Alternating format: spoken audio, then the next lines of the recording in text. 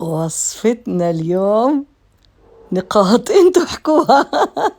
انا بديش احكيها. اليوم عنا حلا القهوة برعاية قهوة شموط. طبعا قهوة شموط غنية عن التعريف، كتير طيبة. هاي انا استخدمت اليوم اللي هي القهوة التركية.